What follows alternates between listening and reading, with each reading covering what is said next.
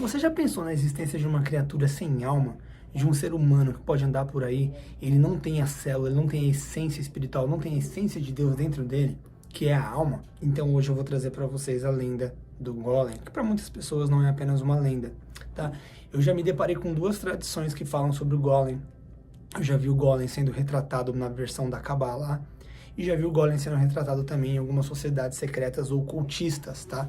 Então existem duas versões diferentes para esse ser que é o Golem, e eu vou trazer aqui para vocês as duas versões. Então eu vou começar com a versão mais pesada, que é a versão do ocultismo, a versão das seitas mesmo, onde existe essa prática do ritual Golem.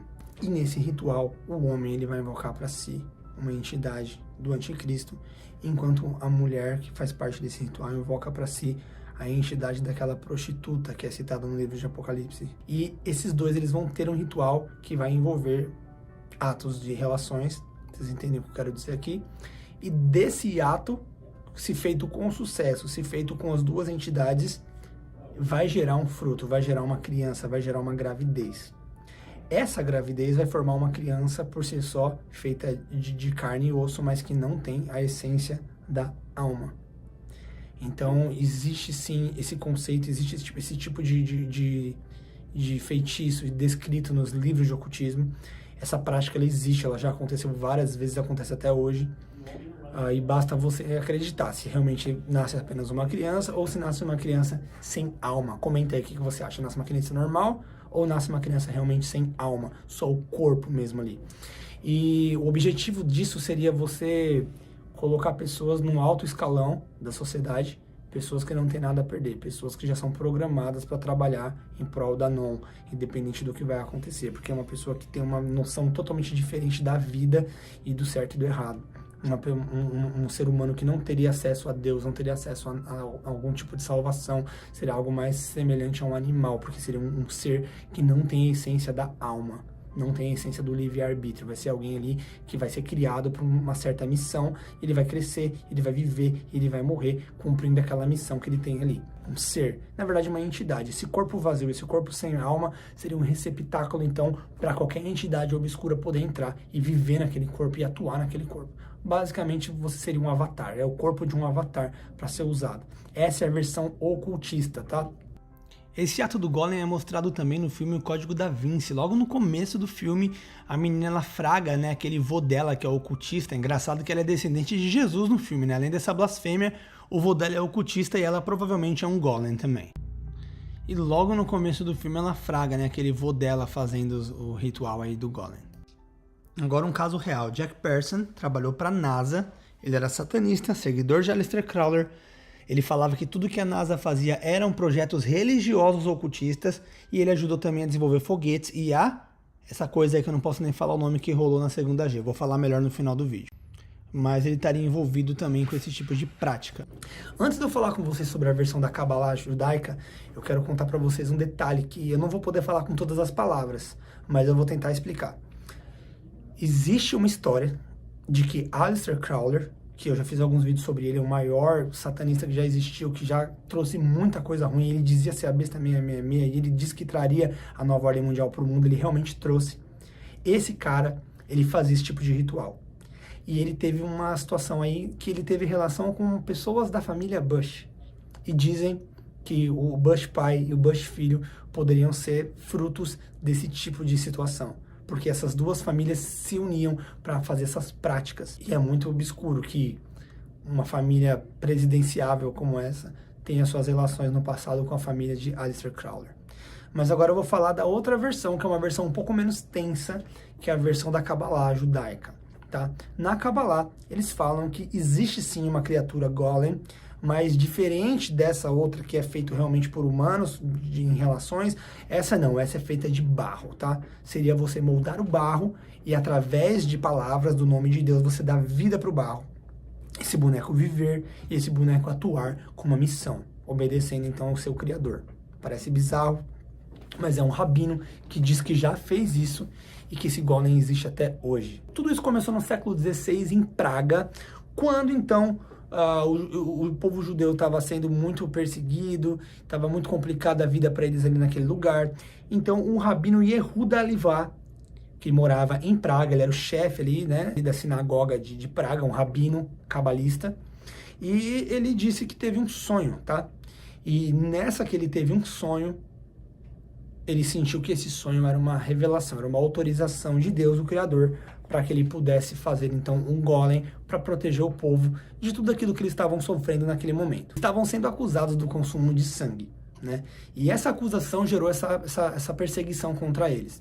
Eles não tinham o que fazer, ninguém acreditava neles, eles não tinham quem protegesse eles, então esse Rabino Yehudá, ele teve a ideia, através de um sonho, de executar essa ação, de criar então o famoso golem. Ele sonhou com letras e disse que a tradução das letras em hebraico falava, crie um golem. Então assim, o sopro da vida é dado por Deus, é meio estranho para mim imaginar a criação de um monstro de barro, mas dentro desse universo assim, tudo meio que possível, é meio complicado eu dizer se eu acredito ou não, tá? Eu tô trazendo a informação para vocês, eu quero que vocês comentem aí, vamos somar conhecimento, vamos chegar às conclusões aí nos comentários.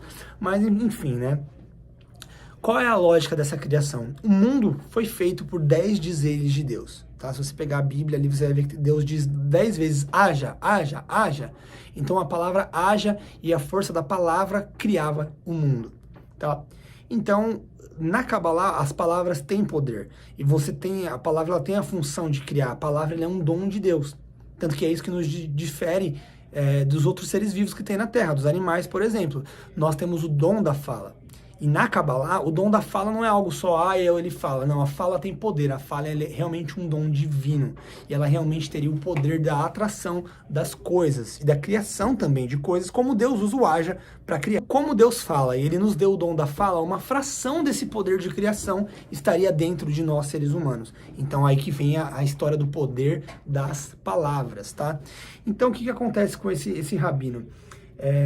Ele pegou esse conhecimento das palavras que para a tradição da Kabbalah ele já vem desde Adão e vai indo embora até Moisés, né, e chega até os dias de hoje. É bom você entender que as letras do alfabeto hebraico elas têm uma geometria específica, elas têm uma numerologia específica, tudo tem um significado também. Vou te dar um exemplo, por exemplo, é Deus, a letra em hebraico é o Aleph, né, o Aleph significa Deus. A própria letra do Aleph forma, então, uma numerologia, uma geometria que também representa 26.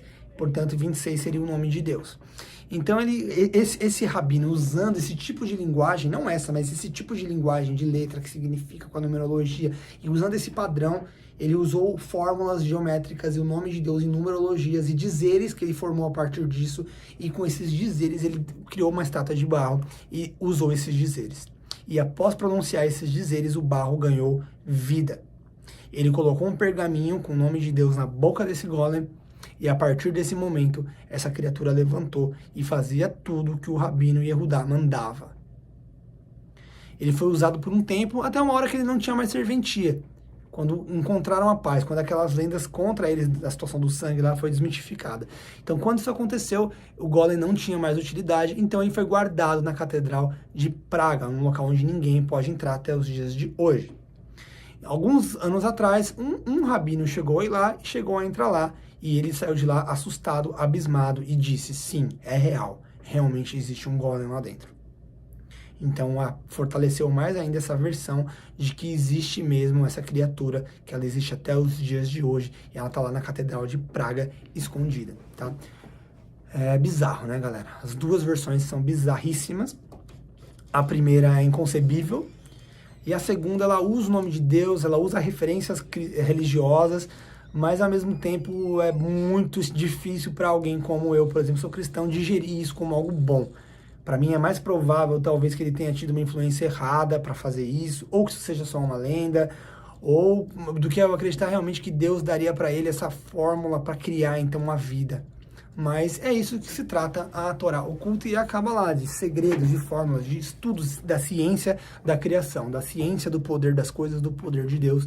Então é um universo muito perigoso, já falei para vocês, é perigoso de mexer, não é algo simples, mas tem muita curiosidade e eu tô trazendo para vocês porque eu prefiro que vocês aprendam comigo que vou dar uma versão franca, sincera, honesta, sempre dentro dos preceitos da Bíblia, do que vocês entrar em canais aí que vão ensinar isso de forma diferenciada, até porque existem várias cabalás. Tem a cabalá que sempre exalta a Deus, que é a cabalá judaica, mas tem outras cabalás, inclusive malignas aí, que só tem ensinamentos pagãos. Então tem que tomar muito cuidado, eu não quero que vocês vão procurar em outras fontes, por isso eu tô trazendo esse conteúdo para vocês. E aí, comenta aí, você acredita que esse Golem existe? Qual das duas versões de Golem é mais aceitável para você?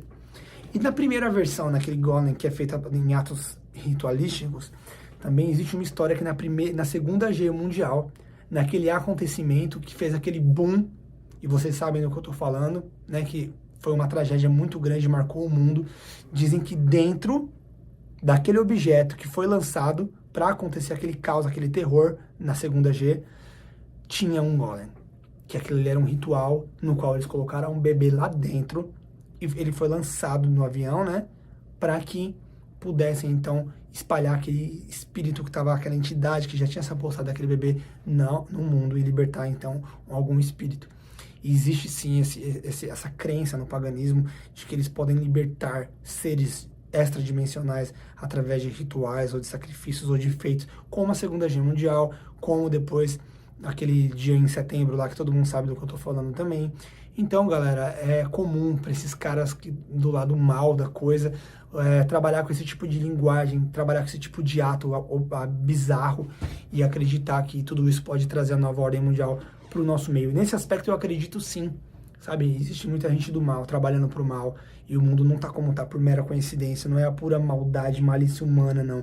Tem muita influência humana, da vaidade humana, mas também tem muita influência vamos chamar de extradimensional, uma influência espiritual, uma influência maligna também, que acaba governando e lidando com essas pessoas. Então, qual versão Golem você acredita mais? Na versão do ocultismo ou na versão da Kabbalah? Ou será que as duas são reais? Então comenta aí, eu quero ver a opinião de vocês.